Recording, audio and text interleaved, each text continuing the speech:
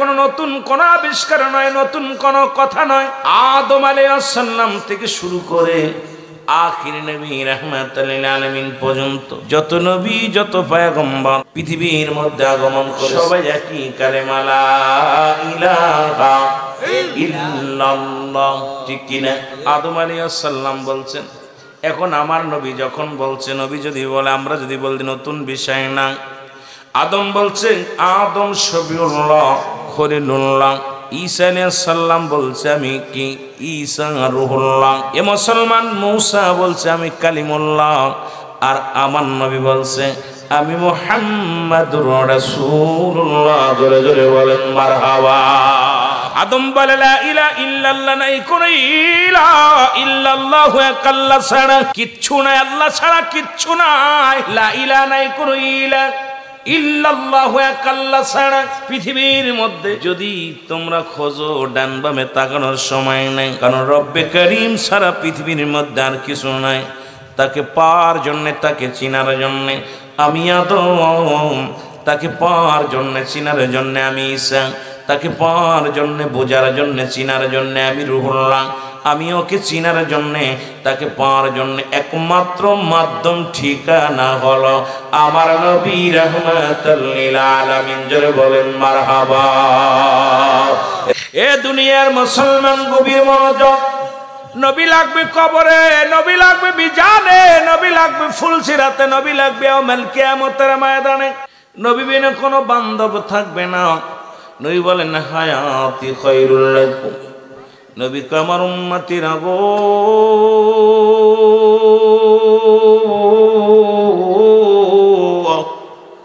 আমি নবী দুনিয়ার মধ্যে আগমন করেছি আমার উম্মতের কল্যাণের জন্য। জোরে জোরে চিল্লায় বলা যাবে না মারহাবা।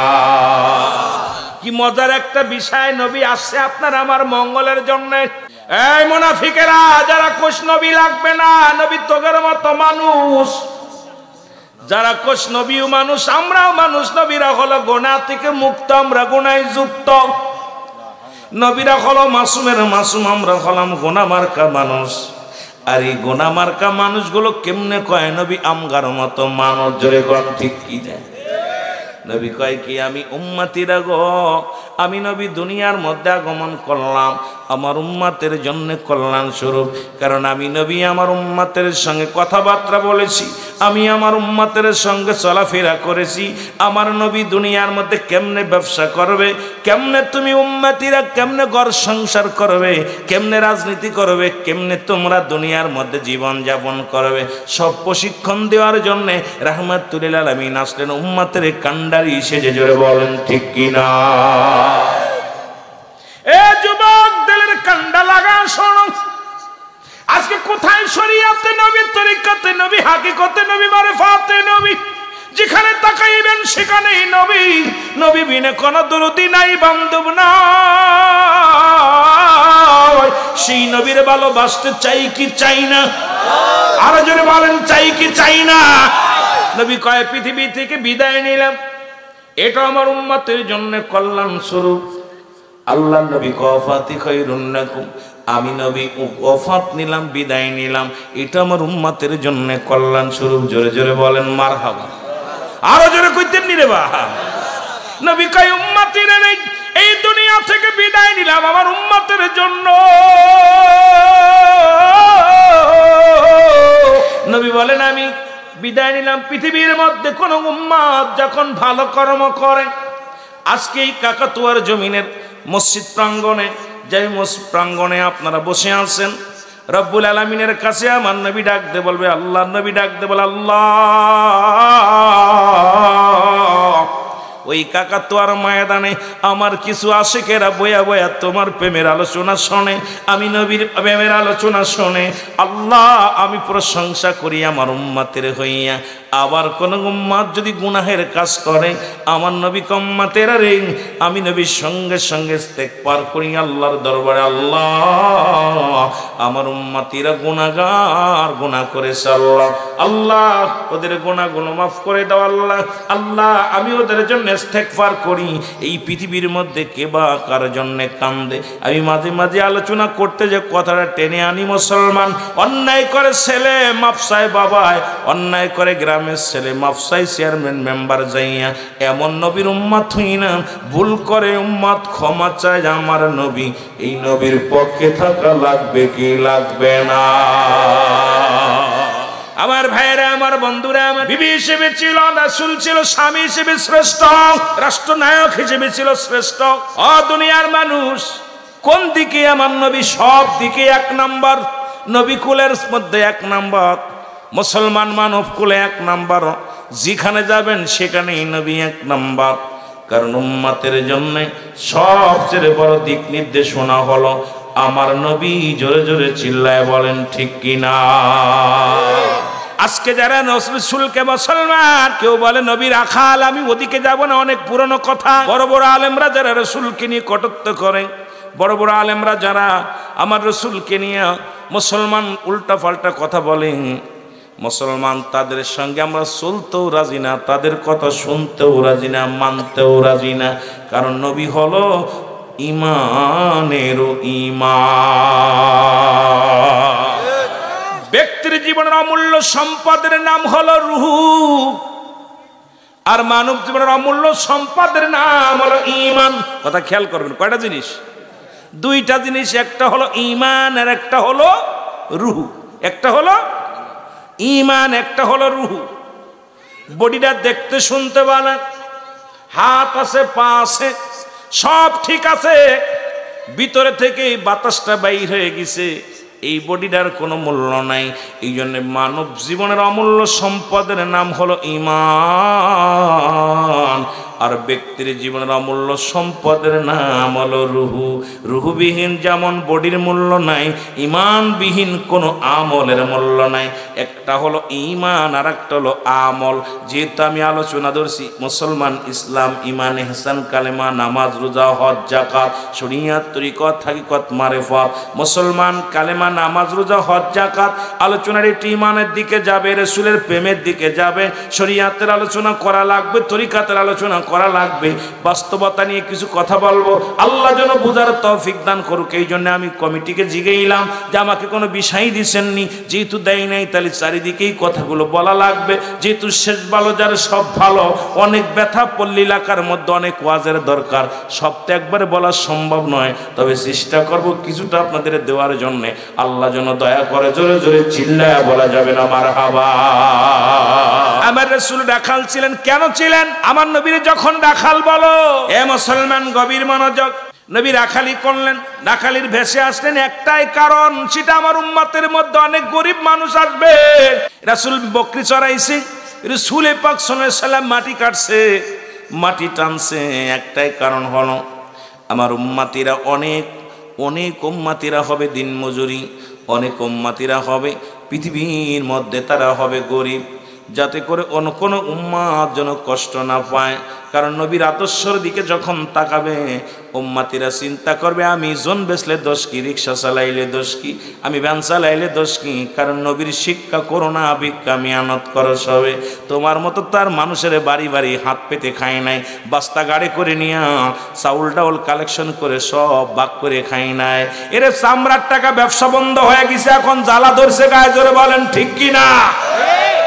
কথাগুলো বলতে হয় মুসলমান। এখন চামড়ার দাম কমার কারণে দেখা যায় গ্রাম ঘাটে আর এই বড় বড় পোস্টার গুলো দেখা যায় না। আগে তো দেখছি সব জায়গায় লাগানো থাকতো, আপনার মহামূল্যবান চামড়ার পশুর চামড়াটা আমাদের লিল্লা বোর্ডিং এ দান করবেন। এখন এগুলো সব বন্ধ হয়ে গেছে, কারণ দেখছে চামড়া আর কেনে না, গরুর চামড়া চেনে না, ছাগলের চামড়া কেনে না। এখন সারাদিন ধরে হেঁটে হেঁটে পা ব্যথা করে, ওই ওষুধ কেনার টাকা হয় না, জোরে কোন ঠিক কিনা? এখন শুরু করছে রাসূলকে নিয়ে কটাত্ম। মুসলমান শোনো আমার বাবারা, আমার গভীর মনোযোগ। রাসূল আবার আমার নবী যে বাদশারও বাদশা ছিল, নবী রাজত্ব করেছেন, আমার নবী এই জন্য করেছেন পৃথিবীর মধ্যে আমার উম্মতেরা কেউ যদি ধনী হয়, কেউ যদি এমপি হয়, মন্ত্রী হয়, খবরদার খবরদার যেন কেউ অহংকার না করে, যেন কারণ সে যেন মনে করে আমার নবী তো বাদশাহ ছিলেন, যিনি এই জন্যে সে যেন অহংকারী না হয়। নবীজি বোঝায় গেছে তার উম্মতের জন্য, জোরে বলেন ঠিক কিনা। এখন আমার জামানায় কিছু মৌলবীর ওয়াজ করার কয় নবী 70 তালি কাপড় গায়ে দিছে, রাসূল 70 তালি কাপড় গায়ে দিছে, সিরাজুক্ত কাপড় গায়ে দেওয়া যায়। মৌলবী শোন, খালি তো নবী 70 তালি কাপড় গায়ে দেন নাই, রাসূল একটা কাপড় গায়ে দিছে যার দাম ছিল তৎকালীন জামানায় 42,000 দিরহাম, যা পৃথিবীর কোন রাজা বাদশা গায়ে দিতে পারে নাই। রাসূল এটাও বুঝায় দিয়ে গেছে, তুমি যদি দামি পোশাক গায়ে দাও অহংকার করো না, সিরাজুক্ত কাপড় গায়ে দিলে অহংকার করো না, কারণ আমার উম্মতিরা কেউ দামি কাপড় গায়ে দিবে, দামি জিনিস ব্যবহার করবে, আবার কোন উম্মত নরমাল ব্যবহার করবে, কেউ যেন কষ্ট না পায়, কেউ যেন অহংকার না করে। এর জন্যই তো রাসূলকে পাঠাইছে দুনিয়ার মধ্যে। রব্বে কারিম, জোরে বলেন ঠিক কিনা। এ আমার ভাইয়েরা, আবার কেউ বলে অনেক কথা, তো অতদিক যাব না, কারণ ওদেরকে হাইলাইট করার কোনো প্রয়োজন নাই। আবার নবীজি বিয়ে করছে আম্মা জান খাদিজাতুল কুবরাকে, নবী প্রস্তাব দেন না, আমার নবীকে উল্টা প্রস্তাব দিয়েছে খাদিজার পক্ষ থেকে। রাসূল বলছে আমি তো বলতে পারি না, ডিসিশন নিতে পারি না, আমার চাচা আবু তালিব আছে, তার কাছে যাও। আবু তালেবের পরামর্শ অনুযায়ী রাসূল বিয়ে করলেন আম্মা জান খাদিজাতুল কুবরাকে। এবার নবীজির বয়স তখন 25, খাদিজার বয়স 40। শুধু বোঝানোর জন্য কিছু কথা বলে যে আমার বাবারা আমার। আবার নবীজি যখন বয়স 53 বিয়ে করলেন আম্মা জান আয়েশা সিদ্দিকার বয়স তখন 7। এই মৌলবী একটু খেয়াল কর, নবীজি বিয়ে করলেন এই কারণে যে আমার উম্মতিরা শোনো, পৃথিবীর মধ্যে রব্বে কারিমের সিজদা যদি না, সিজদার পরে যদি অন্য কারো সিজদা দিতে বলতো, নারী জাতিকে তার স্বামীর পায়ের মধ্যে সিজদা দিতে বলতো। স্বামী যে মাথার মুকুট, স্বামী যে মাথার তাজ, এটা প্রমাণ করার জন্য নবীজি করে গেলেন। আম্মাজান খাদিজাকেও বুঝায় দিয়ে গেলেন, দুনিয়ার মানুষ শোনো আমার উম্মতিরা, তোমার স্বামী যদি বয়সে ছোট হয়, খবরদার খবরদার তার অবহেলা করবা না, খবরদার খবরদার তারে কি করবা না, অপমান করবা না, তাকে সম্মান করবা। আবার যদি তোমার স্বামী বয়স্ক হয়, যদি তোমার স্বামী বুড়া হয়, তুমি যদি জোয়ান হও, খবরদার বুড়া বলবি না, স্বামীর মাথায় রাখবি মুসলমান। রাসূল পাক সাল্লাল্লাহু আলাইহি সাল্লাম স্ত্রীদের থেকে কেমন মর্যাদা পেলেন মুসলমান শোনো। আম্মা জান আয়েশা সিদ্দিকা একদিন দেখে রাসূল পাক সাল্লাল্লাহু আলাইহি সাল্লাম চোখের পানি ফেলে কাঁদতেছেন। বলে হুজুর আপনি কেন কাঁদেন? বলে আয়েশা রে, আজ বড্ড মনে পড়েছে, আমার খাদিজার কথা মনে পড়ে যায়। আমার নবী বলা পর খাদিজা আয়েশা বলে, ইয়া রাসূলুল্লাহ, ইয়া হাবিবাল্লাহ, আমি কথা দিলাম আপনাকে আমি এত ভালোবাসবো, খাদিজার কথা মনে করতে দিব না। স্বামী যে স্বামীকে মাথায় রাখবে, স্বামীর মর্যাদা, স্বামীকে কত ভালোবাসতে হয় খাদিজা শিখায় দিয়ে গেলেন। স্বামীকে কেমন ভালোবাসতে হবে আম্মা জান আয়েশা সিদ্দিকা বুঝায় দিয়ে গেলেন। এরপরও যদি আমরা সেই উম্মত হইয়া আম্মা জানদেরকে নিয়ে কথা বলি, সন্তান হয়ে মার বিরুদ্ধে কথা বলি, আমি মনে করি এটা সবচেয়ে বড় মুনাফিক, জোরে বলেন ঠিক কিনা। এই জন্য কোরআন বলা মিনান নাস, মানুষের মধ্যে মায়া করলে তারা বলবে আমার নাতের ঈমান আনছে, বিল্লাহি আল্লাহর প্রতি, ওয়াল ইয়াউমিল আখির, আখিরাতের প্রতি বিশ্বাস স্থাপন করছে। ওমা কুম বিমুমিনিন।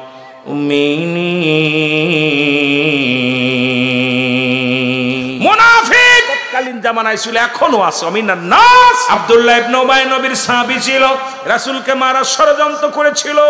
বর্তমান ইসলামের মধ্যে দাড়ি টুপি জুব্বা লাগাইয়া আমার মতো বক্তা হইয়া মঞ্চে আসিয়া যখন রাসূলের বিরুদ্ধে কথা বলে, আমি মনে করি ওরা ওই আব্দুল্লাহ ইবনে উবাইয়ের অনুসারী, জোরে জোরে বলেন ঠিক কিনা। সে যত বড় বক্তা হোক, যত বড় দেশের প্রেসিডেন্ট হোক, আমার নবীকে নিয়ে কটূক্ত করে কথা বলবে, ইসলামকে নিয়ে উপহাস করবে, নবীর সাহাবীদেরকে মূর্খ বলবে, নবীর সাহাবীদের বিরুদ্ধে কথা বলবে, জীবন থাকতে মেনে নিব না, জোরে বলেন ঠিক কিনা। রাজি আছেন? রাজি আছেন? আর আমার নবীকে গালি দেয়, আমার নবীকে কটূক্ত করে, আর আমার যুবকগুলো ইয়েস নো বলবে, তাও বলতে পারে না। এখানে তাহলে আপনাদের কত বড় ঈমান দুর্বল। আমি আপনাদের বলতেছি না মারামারি করেন, আমি আপনাদেরকে বলবো না হট্টগোল করেন, আল্লাহ রাস্তায় এদের ওয়াজগুলো শুনবেন না, এদেরকে সমর্থন দিবেন না, জোরে বলেন ঠিক কিনা।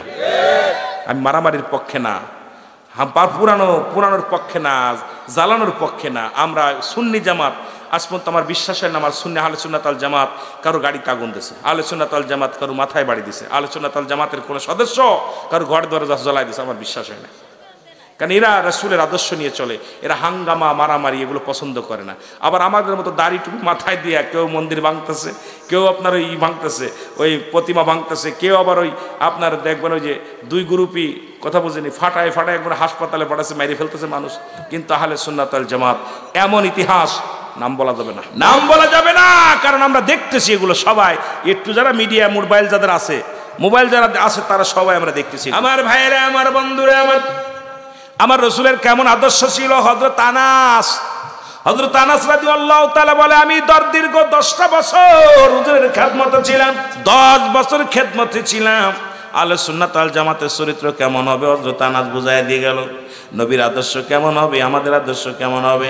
হযরত আনাস বলে, আল্লাহর কসম করে বলি 10টা বছর রাসূলের খেদমতে ছিলাম, কত ভুল করেছি।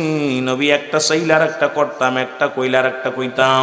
রাসূল যদি জুতা চাইতো স্যান্ডেল দিতাম, নবী যদি পানি চাইতো ঠান্ডা পানি চাইলে গরম পানি দিতাম, নবী বিছনা বানাইতে গেলে উঠায় রাখতাম। এত ভুল করার পর খোদাকে কসম করে বলি, আমার নবীজি আমাকে কোনোদিন ধমক দিয়ে কথা বলে নাই।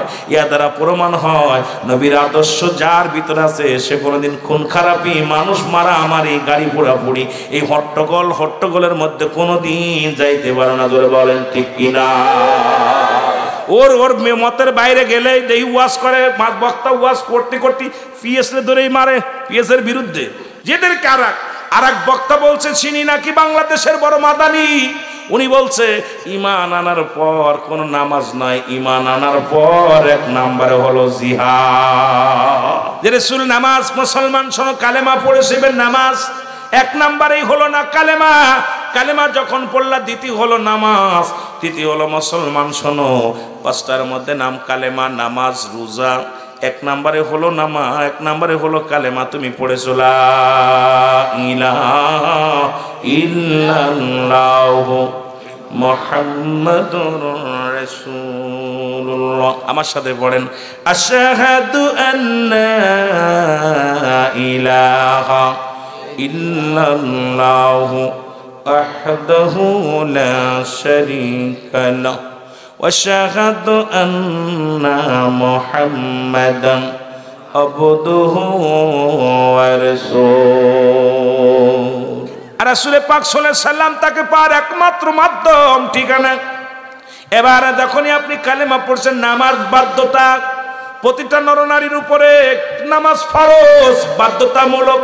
আর 1 ওয়াক্ত নামাজ কাজা দিলে 80 খুতবা পরিমাণ জাহান্নাম, যার 1 খুতবা পরিমাণ হলো 2,88,00,000 বছর। এখন যে রাসূলের নামে তোমার দিল, যে রাসূল 3 দিন নামাজ পড়ে নাই, নামাজ কাজা দিয়ে নবীজি যুদ্ধ করেছে, তাহলে বোঝা গেল এদের জন্মের ভিতরে কত ভেজাল। এরা মুনাফিকের চাইতো বড় মুনাফিক। জোরে বলেন ঠিক কিনা? কালেমা পড়েছে, এবার নামাজ, তারপরে রোজা, তারপরে হজ, তারপরে যাকাত। আমার ভাইয়েরা আমার, কিন্তু প্রতিবেশীর হক যদি আদায় করে, আহলে সুন্নাত ওয়াল জামাতের লোকেরা আদায় করে। আমি কথাগুলো বলি, একটু দিলের কান্ডা লাগান শোনো।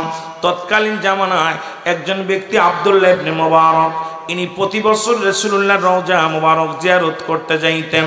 এমন নবীকে এত ভালোবাসতেন, এমন ভালোবাসতেন আব্দুল্লাহ ইবনে মুবারক প্রতিদিন মদিনার জন্য কাঁদতেন, বয়া বয়া কাঁদতেন। রাসূলুল্লাহর প্রেম ভালোবাসা যার মধ্যে ছিল। এখন যদি কেউ বলে আমি আব্দুল্লাহ ইবনে মুবারকের নাম শুনি নাই, আমি তো এটা একটা বাটপার সিটার, সে লেখাপড়াই করে নাই। কারণ আব্দুল্লাহ ইবনে মুবারক তৎকালীন জামানার মধ্যে নবীর এমন একজন প্রেমিক ছিল। মুসলমান শুনে নাও, প্রতি বছর হজের মৌসুম বলে আব্দুল্লাহ ইবনে মুবারক মদিনায় চলে যেত জিয়ারত করতে। জোরে বলেন মারহাবা। মদিনার দিকে রওনা হয়ে গেল, টুপলা বান্দিয়া, কাঠুরি বান্দিয়া। কেন এখন তার এগুলো বাধা লাগে না, কাঠুরি বান্দিয়া মদিনার দিকে রওনা দিবে। পিছন থেকে ছোট ছেলেটা রাখতে বলে, আব্বু আব্বু গো একটু দাঁড়াও। আব্দুল্লাহ ইবনে মুবারক দাঁড়াইলেন, বলে বাবারে কি বলতে চাও? কয় কোথায় যাও? কয় মদিনায়। কারণ রাসূলের রওজা জিয়ারত করার উদ্দেশ্যে আমি রওনা দিছি, মদিনায় যাব। ছেলে ডাকতে বলে, বাবা বাবা গো, তুমি মদিনায় যাও, যার আগে একটা কথা বলে যায়, তুমি আমার জন্য একটু গোস্ত এনে দাও, আমার গরুর গোস্ত খাইতে পরানে চায়। জোরে বলো মারহাবা।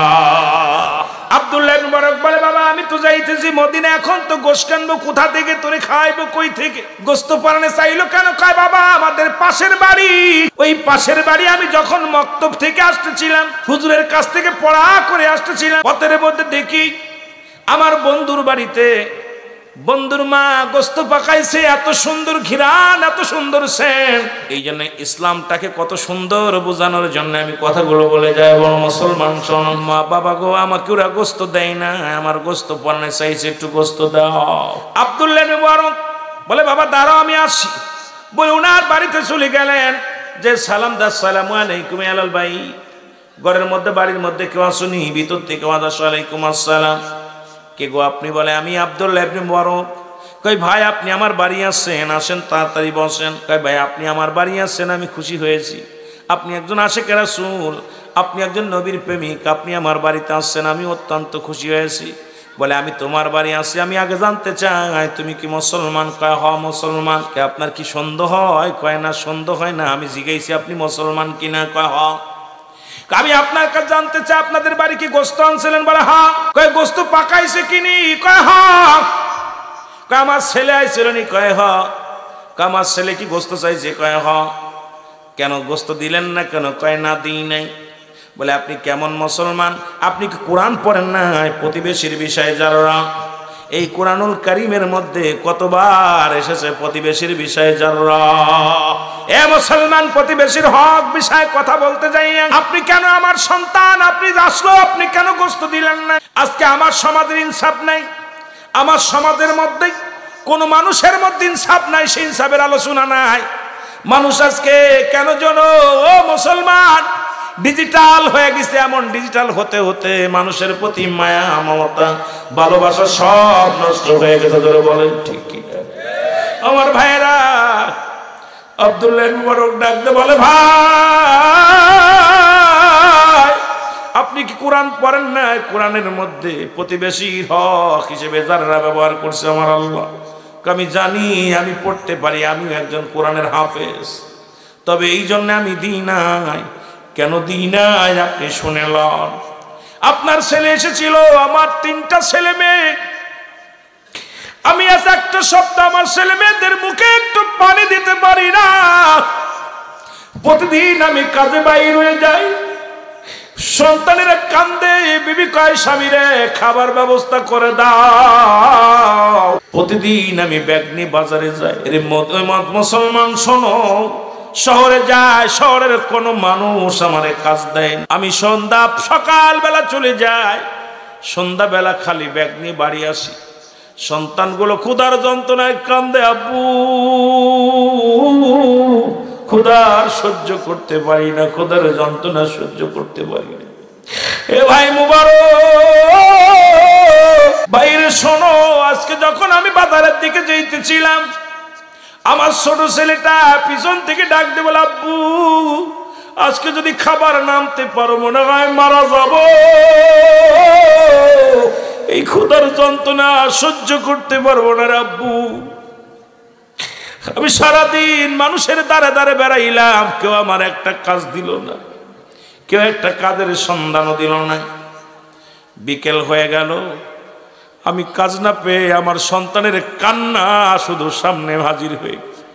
এ আমার যুবক ভাইয়েরা, সন্তানকে যারা ভালোবাসেন, বাবারে যারা ভালোবাসেন, বলে হুজুর আমার এই ছেলের কান্না পিছন থেকে বারবার বেশি আসে, আব্বু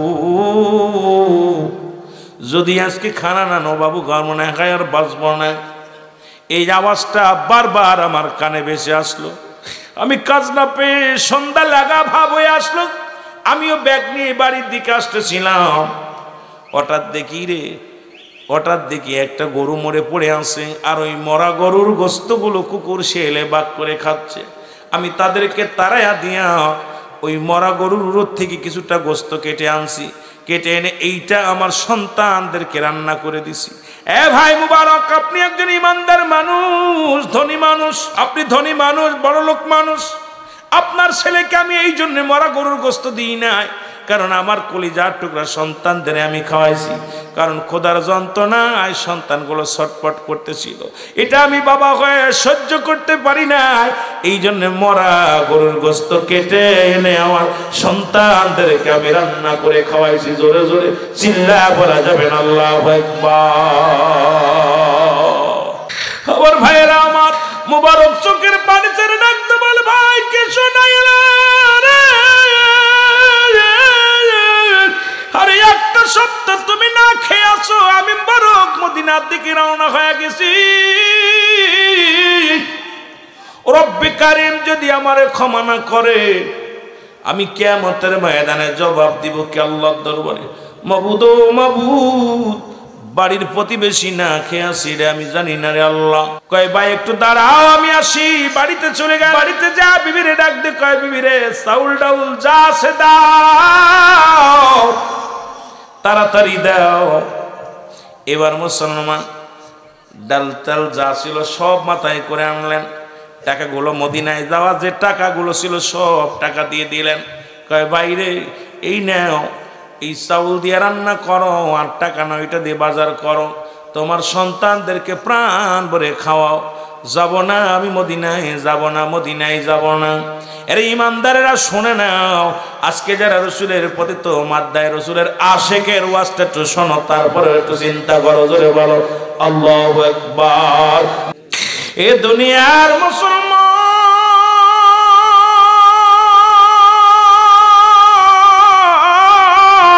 এ জীবন জীবন নয়, এমন একটা জীবন আসবে যে দেশে গেলে মানুষের বিচার হয়, যে দেশে গেলে মানুষের হিসাব হয়, যে দেশে গেলে মানুষ আর কোনোদিন ফিরে আসার সম্ভাবনা নাই। সবাই তো সেই দেশের যাত্রী, জোরে বলেন ঠিক কিনা? এই যুবকদের কান্ডা লাগা, শোনো, কেন এত বাড়াবাড়ি, কেন এত মস্তানি? সব কিছু ছেড়ে চলে যাওয়া, এই দুনিয়ার মায়া ছেড়ে চলে যাওয়া। আল্লাহ কয় কুল্লু মান আলাইহা ফান, সব কিছু শেষ করে দিবে কে? আমার আল্লাহ। জোরে জোরে চিল্লায় বলা যাবে না আল্লাহু আকবার। আল্লাহ কয় বান্দার এই জমিনটা আমি রাখবো না, এই আসমানের মধ্যে যা কিছু আছে আমি আল্লাহ চূর্ণ বিচূর্ণ করে দিব। ও যুবক, তারপরও খালি দুনিয়ার জন্য পাগল। রাসূল কয় বালকা কেলা, এই দুনিয়াটা একটা পচা দুর্গন্ধ মরি। মানুষের চরিত্র লক্ষ্য করে চরিত্র, এই মানুষ কুকুর যেমন একটা মরি পাইলে দেখবেন অন্য কোনো কুকুরের ভাগ দিতে চায় না। বর্তমান জামানায় মুসলমানদের চরিত্র এত নষ্ট হয়ে গেছে রে বাবা, আজকে পৃথিবীর মধ্যেই মুসলমান জাতি এটা হওয়ার কথা ছিল না রে বাবা। কারণ আজকে দুনিয়ার মধ্যে এত হিংসুটে প্রাণী, কুকুরের মতো হিংসুটে প্রাণী হয়ে গেছে মানুষগুলো, জোরে বলেন ঠিক কিনা?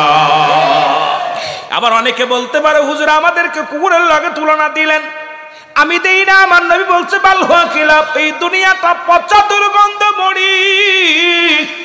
চরিত্র হলো কুকুরের চরিত্র। কুকুর যেমন মরি পাইলে খুশি হয়, সে জামানার মানুষগুলো সম্পদ পাইলে খুশি হবে। সুদের মধ্যে, ঘুষের মধ্যে, জিনার মধ্যে, ব্যভিচারের মধ্যে যেভাবে আসুক না কেন, শুধু সম্পদ পাইলেই হলো, অর্থ পাইলেই হলো, এটা চরিত্র মানুষের হবে। আমার নবী বলে কিছু, জোরে বলেন ঠিক কিনা? কার জন্য তুমি বাড়ি করছো? কার জন্য ঘর? কার জন্য তুমি সুদ খাও? কার জন্য তুমি ঘুষ খাও? কার জন্য ব্যভিচার করো? কার জন্য অন্যায় করো? যার জন্য তুমি এত কিছু করলা, কেউ তোমার নয়, সব একবার অন্ধকার। যখন তুমি চোখটা বন্ধ করে দেখো, পৃথিবীর সব তোমার পর। জোরে জোরে চিল্লায় বলেন ঠিক কিনা? ও বন্ধু, মুবারক ডাকতে বলে আমি মদিনায় যাব না, মদিনায় যাব না, মদিনায় হজ করতে যাব না। এই বছর মুবারক গেলেন না। 45 দিন পরে হাজী ভাইয়েরা বাড়ি ফিরে আসলেন। ও আমার বাবারা, আমার বাড়ি ফিরে এসে দেখে রে সবাই মুবারকের বাড়িতে চলে আসছে।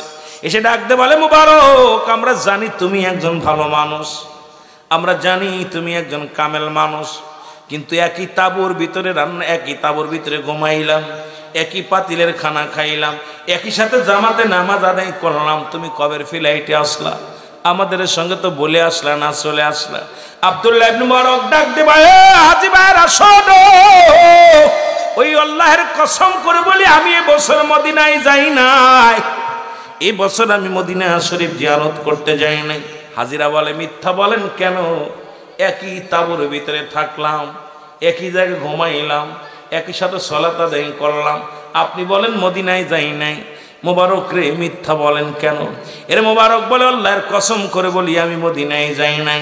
এবার আল্লাহ রাব্বুল আলামিন ফেরেশতা দিয়ে জিবরিল আমিন দিয়ে ইলহামের মাধ্যমে জানায়া দেয়, জানায়া দাও মোবারক রে এই বছরে তোমার দানের খাতিরে আরে রব্বে কারীম আল্লাহ রাব্বুল আমিন এত খুশি হয়েছে গো, এই বছরে যত হাজি গেছে তোমার ওসিলায় সমস্ত হাজিদের হজ আল্লাহ কবুল করেছে। আর তোমারে বানাইয়া, তোমারে সাজাইয়া, তোমার মহল্লা থেকে যত হাজি গেছে সবার সামনে তোমারে ঘোরাইছে, সবার সামনে দিয়া তোমারে ঘোরাইছে রে মোবারক।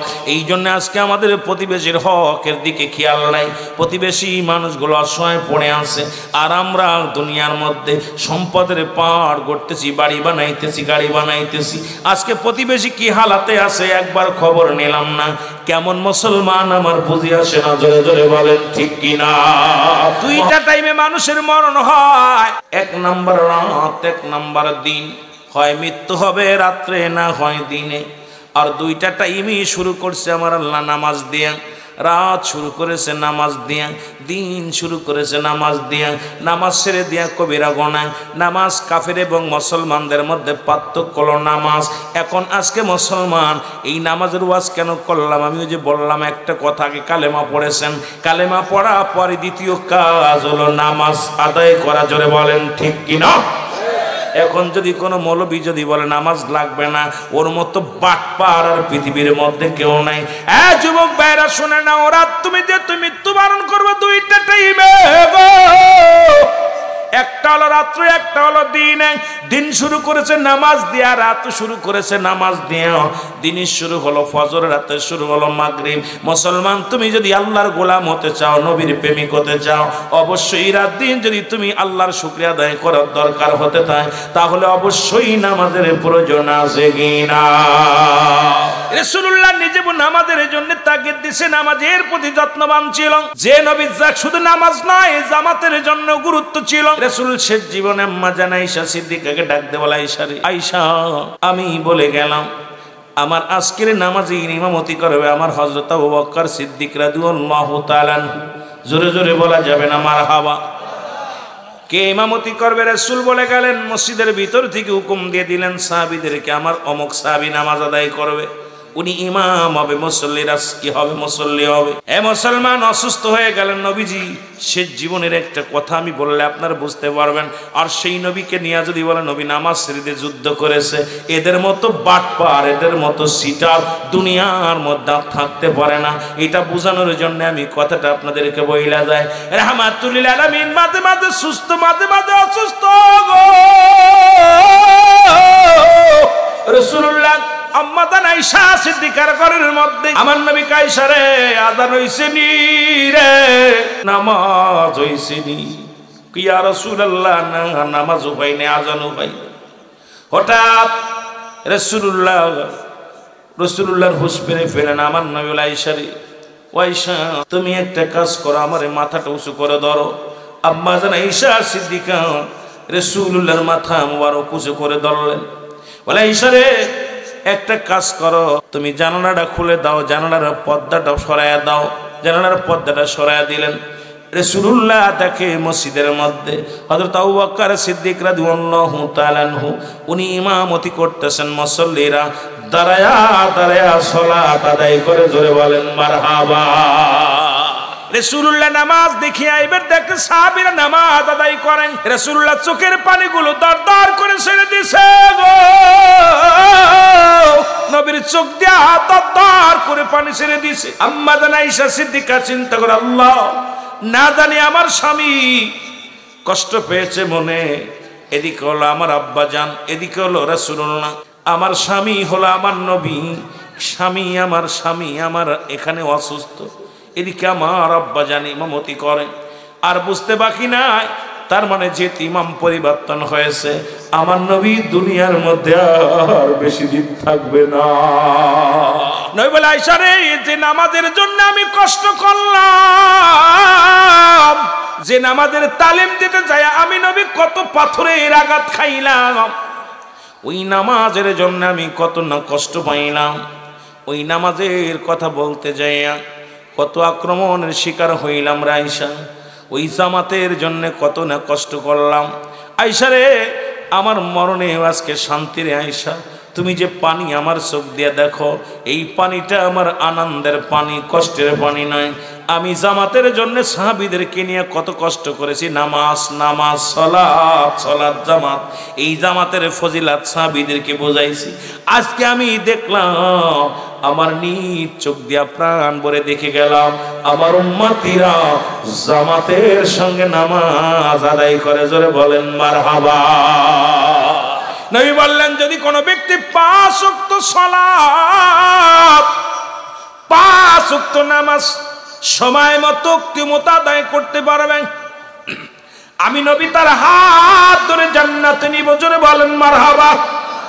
নবীর সনে কে কে জান্নাতে যেতে চান একটু হাত দুখানা তুলে দেখান। নারায়ে তাকবীর, নারায়ে রিসালাত, নারায়ে গাউসিয়া। নবীজি বললেন, আমি তোমাদের ঘোষণা করে দিলাম, যে ব্যক্তি 5 ওয়াক্ত সালাত সময় মতো আদায় করতে পারবে, আমি নবী তার হাত ধরে জান্নাতে নিয়ে যাব। রাসূলের একজন ক্ষুদ্র সাহাবী, একদম গরিব সাহাবী, নাম হলো আব্দুল্লাহ আনসারী। ছোট্ট কথাগুলো বলেন, নবীজি নিজে বলছে, যে ব্যক্তি নামাজ কাজা করবে না, যে ব্যক্তি আমার কাছে ওয়াদা করবে 5 ওয়াক্ত নামাজ সময় মতো আদায় করতে পারবে, আমি নবী তার হাত ধরে জান্নাতে নিয়ে যাব। এখন বেঈমান মুনাফিকগুলো কয় কি, নবী নামাজ ছেড়ে দিছে, এর চাইতে বড় কষ্ট আর থাকতে পারে না। নবীর সাহাবী এই কথা শুনিয়া বাড়ি গেলেন। বাড়ি যাওয়ার পর বিবি ডাক দিয়ে বলে, স্বামীরে আপনি এত দেরি হলো কেন? কয়, রহমতের নবী ওয়াজ করছে 5 ওয়াক্ত সালাত যে ব্যক্তি সময় মতো আদায় করতে পারবে, রাসূলুল্লাহ তার হাত ধরে জান্নাতে নিয়ে যাবে। এর আব্দুল্লাহ আনসারী বলা পর বিবি ডাকতে বলে, স্বামী রে, ও আমার স্বামী, আপনি আমাকে একটু সুযোগ দিয়ে দিবেন, সময় দিয়ে দিবেন, আমিও যেন 5 ওয়াক্ত সালাত আদায় করে রহমতের নবী আপনার সঙ্গে আমি রহমতের নবীর হাত ধরে জান্নাতে যেতে পারি। জোরে জোরে চিল্লায়া বলা যাবে না সুবহানাল্লাহ। অন্যান্য সাহাবীরা বলে, নবী গো, নিশ্চিত সে দুনিয়ার কোন প্রেমে পড়ে গেছে, দুনিয়ার কোন কর্মের মধ্যে পড়ে গেছে। রাসূল বললেন, দাঁড়াও, আমি নিজেই যাব তার খোঁজ নিতে। রাসূলুল্লাহ রওনা দিলেন। বাড়িতে সালাম দা, আসসালামু আলাইকুম ইয়াল বাইত। ভিতর থেকে একটা আওয়াজ আসে না, 3 বার সালাম দিলেন নবীজি, একবারও সালামের জবাব আসলো না। জোরে বলেন আল্লাহু আকবার। 3 বার সালাম দিলেন নবীজি, একবারও সালামের জবাব পাইলেন না। নবীজি মনের ভিতরে একটু কষ্ট নিয়ে ফিরে গেলেন। পিছন থেকে আনসারী সালাম দেয়, আলাইকুম আসসালাম ইয়া রাসূলুল্লাহ, ওয়ালাইকুম আসসালাম ইয়া হাবিবাল্লাহ, ওয়ালাইকুম আসসালাম ইয়া রাহমাতাল লিল আলামিন। নবী আনসারী রে, তুমি 3 বারই সালামের জবাব দিলা, তার মানে আর বুঝতে বাকি নাই তুমি ঘরের মধ্যে বসে 3 বারই সালাম শুনেছিলা। বলি, ইয়া রাসূলুল্লাহ ইয়া হাবিবাল্লাহ, সালাম আমি শুনেছিলাম কিন্তু উত্তর দিতে পারি না। নবী কয়, কেন দিতে পারলা না? বলে, হুজুর কেন দিই না এটার জবাব আমি দিতে পারবো না। যদি একটু দয়া করে আমার বাড়িতে যাইতেন, কেন সালামের জবাব দিই না আমি আপনাকে বোঝাইতে পারতাম। নবী বলে, চলো যাই। এবার চলে গেলেন আব্দুল্লাহ আনসারীর বাড়িতে। যাইয়া রাসূলুল্লাহ যখন বাড়ির সামনে দাঁড়াইলেন, আনসারী দরজা খুলে দিছে গো। দরজাটা যখন খুলে দিছে, ভিতরে দেখে বিশাল বড় একটা গর্ত খোঁড়া। রাসূলুল্লাহ বলে, আনসারী রে, ঘরের মধ্যে এত বড় গর্ত কেন গো? আনসারী কয়, ইয়া রাসূলুল্লাহ ইয়া হাবিবাল্লাহ, আপনি যখন আমারে সালাম দিয়েছিলেন তখন এই গর্তের মধ্যে আমি উলঙ্গ অবস্থায় বসেছিলাম। নবী কয়, কিসের জন্য, কি বলতে চাও? বলে, নবী গো, স্বামী স্ত্রী মিলে একখানা কাপড়। নবী গো, এই একখানা কাপড় মাত্র আমাদের যখন আজান পড়ে যায় এই কাপড়টা পরিধান করে আমি মসজিদে চলে যাই, জামাতে নামাজটা আদায় করে আসি। কত সুন্দর মসজিদ খানা রে বাবা। ও আমার যুবক বাবারা, এই মসজিদের যারা নামাজ পড়ো ভাগ্যবান তারা। আমি কথাগুলো বলে যাই, শুনে নাও। রাসূল বললেন, কি বলতে চান? সারি বলে, ইয়া রাসূলুল্লাহ, ইয়া হাবিবাল্লাহ, আবার আমি সালাম ফিরান। আপনি যখন সালাম ফিরান, সালাম ফিরালে এক দড়ি বাড়ি চলে আসি। বাড়ি আসি ওই গর্তের মধ্যে ঢুকে যায়। নবী গো, ওই গর্তের ভিতর ঢুকিয়ে আমি কাপড়টা খুলে আমার বিবির হাতে দিই। বিবি কাপড়টা পরে ওযু করে নামাজে দাঁড়ায় যায়। নবী গো, যখন আমি নামাজে যাই বিবি গর্তের মধ্যে বয়া থাকে। আবার আমি যখন নামাজে যাই, আমার বিবি যখন নামাজে যায় আমি তখন গর্তের মধ্যে বয়া থাকি। ইয়া রাসূলুল্লাহ, ইয়া হাবিবাল্লাহ, আমার বিবি দাবি করেছে যেদিন মুসিবতের দিনে, যেদিন আমি জান্নাতে যাব, সেদিন যেন আপনি আমাকে হুজুর, ইয়া রাসূলুল্লাহ, ইয়া হাবিবাল্লাহ, যেদিন আপনি আমার হাত ধরে জান্নাতে নিবেন, সেদিন আমার বিবিও যেন সাথে যায়। এই কারণে আমার বিবি নামাজের প্রতি এত গুরুত্ব। জোরে বলেন মারহাবা। আল্লাহর নবী আনসারী রে, আমি নবী কথা দিলাম তোদের স্বামী স্ত্রী দুজনকে নিয়ে আমি নবী জান্নাতে যাব। জোরে বলেন মারহাবা। আর একটু জোরে জোরে চিল্লায় বলেন আল্লাহু আকবার। এর মদিনা মদিনা আশিক মুমিনের ঠিকানা, বলো না মদিনা মদিনা আশিক মুমিনের ঠিকানা। আয় গায়ে দিদার চেয়ে কাঁদো তোমরা,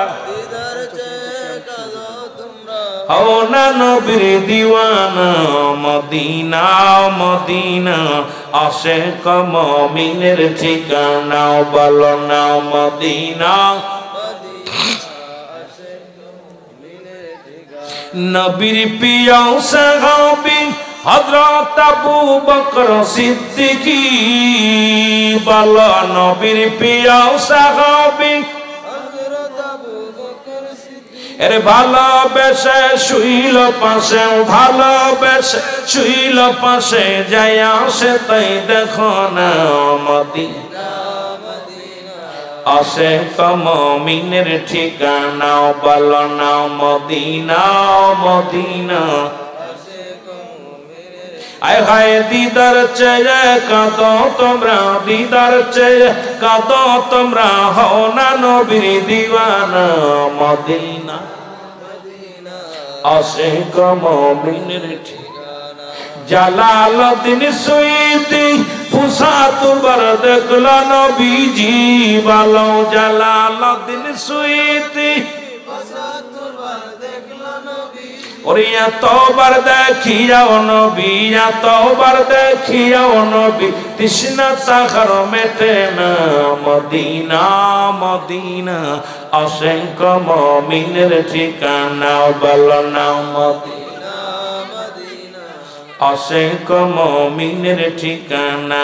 আয় হায় দিদার চেয়ে কাঁদো তোমরা, দিদার চেয়ে হও না নবীর দিওয়ানা, মদিনা মদিনা।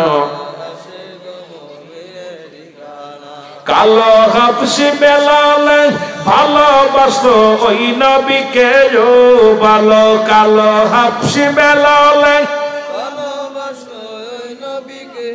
ওরে ইসলামের পথ মোহাম্মদ জিন বানাইলেন রব্বানা, মদিনা মদিনা